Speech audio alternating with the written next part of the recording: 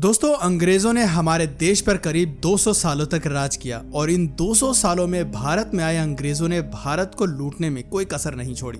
हमारे लोगों पर इन्होंने इतने अत्याचार किए जिसे आज भी भुलाया नहीं जा सकता। 1770 का इंसिडेंट ब्रिटिश हुकूमत के क्रूर शासन का एक भयावह एग्जाम्पल है। बंगाल में भयंकर अकाल पड़ा था, फसलें बर्बाद हो गई थी, लोग दाने दाने को मोहताज हो गए थे। किसी तरह घर के सामान को बेचकर लोग अपना और अपनी फैमिली का गुजारा कर रहे थे और कुछ समय बाद जब उनका घर भी नहीं रहा तब लोग अपने बच्चों को बेचने लगे और जो अपने बच्चों को नहीं बेच पाए वे अपने मरे हुए रिलेटिव्स के डेड बॉडीज को खाने लगे। अब आप सोचिए, जहां खाने के लाले पड़ गए हों वहां लोग भला लगान यानी कि टैक्स कैसे दे सकते हैं। लेकिन फिर भी अंग्रेजों ने भारतीयों से जबरन लगान वसूला। उस समय के गवर्नर जनरल वॉरेन हेस्टिंग्स ने खुद ब्रिटेन में एक लेटर लिखकर यह खबर दी थी कि इस साल टैक्स कलेक्शन पिछले साल के कंपैरिजन काफी ज्यादा हुआ है। दोस्तों, अंग्रेजों ने उस समय न सिर्फ भारतीयों से लगान वसूला था बल्कि टैक्स की रेट को भी 10% तक बढ़ा दिया था। जो लोग अपना पेट भरने के लिए अपने बच्चों को बेचने को मजबूर थे, जो अपने मृत रिलेटिव्स के बॉडीज खाने तक को तैयार थे, उनसे ब्रिटिशर्स ने किस क्रुएल्टी के साथ टैक्स वसूला होगा ये सोचकर ही रूह कांप जाती है। लेकिन एक सवाल जिसे हम अक्सर इग्नोर करते आ रहे हैं कि जो भारत अंग्रेजों के लिए सोने का अंडा देने वाली मुर्गी थी, उस भारत को अंग्रेज छोड़कर क्यों गए?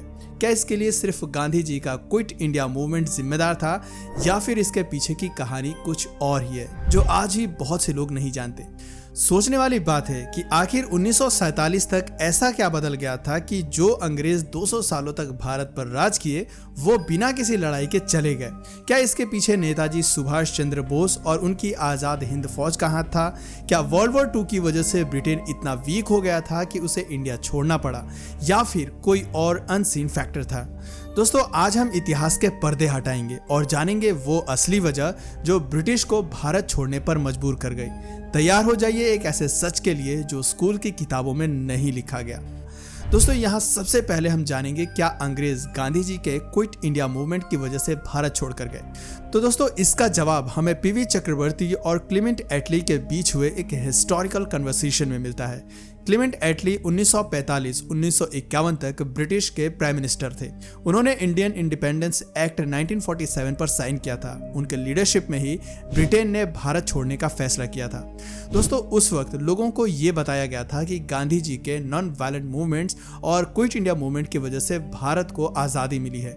लेकिन 1956 में जब वेस्ट बंगाल के एक्टिंग गवर्नर जस्टिस पीवी चक्रवर्ती ने कोलकाता में एक पर्सनल मीटिंग के दौरान क्लेमेंट एटली से डायरेक्टली ये सवाल पूछा कि ब्रिटिश के भारत छोड़ने के डिसीजन में गांधी जी का कितना इम्पैक्ट था, तो इस सवाल का जवाब एटली ने सिर्फ एक शब्द में दिया, मिनिमल, यानी कि बहुत कम। तो फिर असली वजह क्या थी? लॉर्ड माउंटबेटन के प्लान के मुताबिक ब्रिटिशर्स को 1948 में भारत छोड़ना था, लेकिन उन्होंने 15 अगस्त 1947 को ही भारत से निकलने का फैसला लिया। लेकिन क्यों? आखिर ब्रिटिशर्स किस चीज से डर रहे थे? ऐसा क्या हुआ जो उन्हें 1948 तक रुकने का भी मौका नहीं मिला? इसका जवाब जानने के लिए हमें 1939 के कुछ इंपॉर्टेंट इवेंट्स को समझना पड़ेगा। उस वक्त इंडियन नेशनल कांग्रेस के प्रेसिडेंशियल इलेक्शंस हो रहे थे, जिसमें सुभाष चंद्र बोस और पत्ताभी सीतारामैया के बीच कंपटीशन था। गांधी जी सीतारामैया को सपोर्ट कर रहे थे। उन्हें पूरा यकीन था कि सीतारामैया ये इलेक्शन जीतेंगे, लेकिन हुआ इसका उल्टा। सुभाष चंद्र बोस ने सीतारामैया को 203 वोट से हरा दिया। गांधी जी को यह पसंद नहीं आया और उन्होंने बोस से इनडायरेक्टली कांग्रेस छोड़ने के लिए कहा। बोस ने भी बिना किसी झिझक के अपने पोस्ट से रिजाइन कर दिया।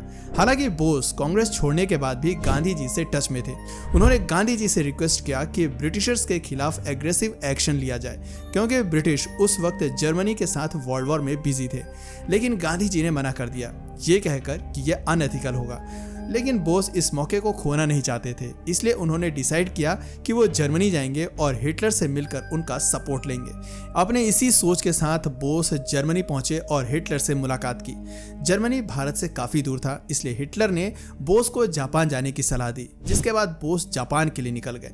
जापान पहुंचकर उन्होंने वहां के प्राइम मिनिस्टर से मुलाकात की और इंडिया के फ्रीडम स्ट्रगल में उनसे सपोर्ट मांगा, जिसके बाद आजाद हिंद फौज यानी कि इंडियन नेशनल आर्मी का गठन हुआ।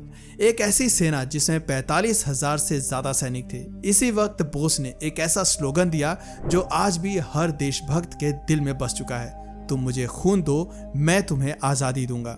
बोस का प्लान था कि पहले अंडमान निकोबार को अंग्रेजों से आज़ाद कराया जाए और फिर बर्मा होते हुए नागालैंड के रास्ते भारत में इंटर किया जाए। दोस्तों 1944 तक अंडमान और मणिपुर अंग्रेजों से आज़ाद हो चुके थे, लेकिन तभी एक घटना ने पूरी कहानी बदल दी।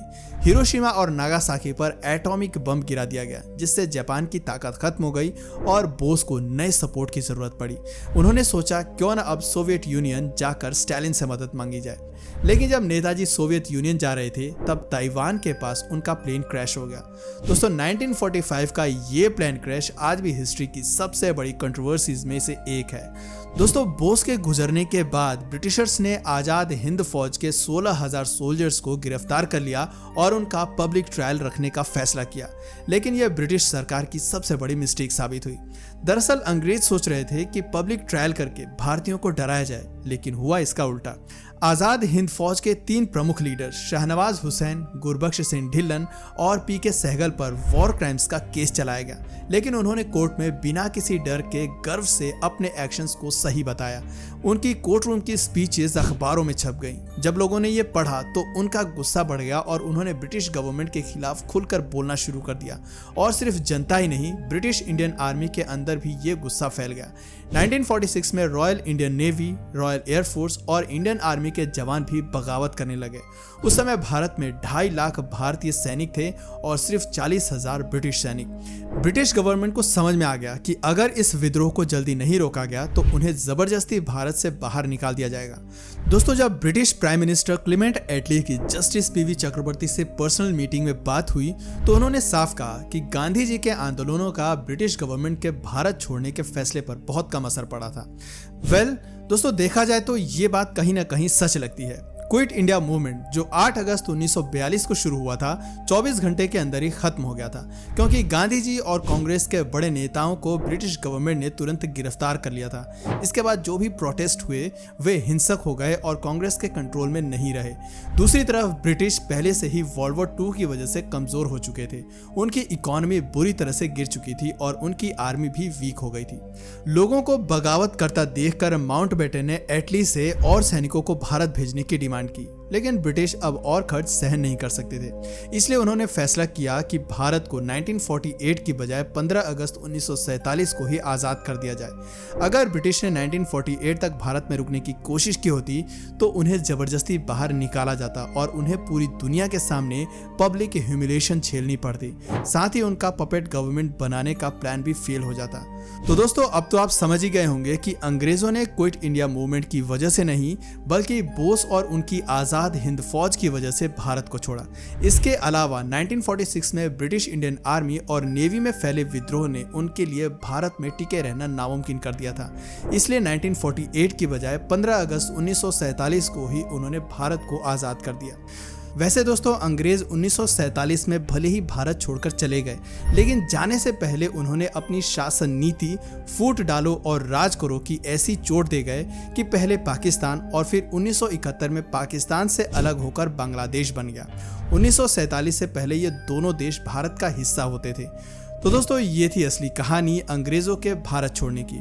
दोस्तों आपकी नॉलेज में भारत को आज़ाद कराने में सबसे बड़ा योगदान किसका रहा, नीचे कमेंट सेक्शन में ज़रूर बताइए। और अगर इस वीडियो से आपको कुछ नया जानने या सीखने को मिला या फिर इंटरेस्टिंग लगा तो प्लीज़ इस वीडियो को एक लाइक करके अपने फ्रेंड्स और फैमिली में से ज़रूर शेयर करें। और यदि आप इस चैनल पर नए हैं तो प्लीज़ इस चैनल को सब्सक्राइब करके बेल नोटिफिकेशन आइकन को ऑन कर लीजिए ताकि हमारे आने वाले वीडियोज़ आप मिस ना करें। मिलते हैं फिर किसी वीडियो में नए टॉपिक के साथ, तब तक के लिए नमस्कार।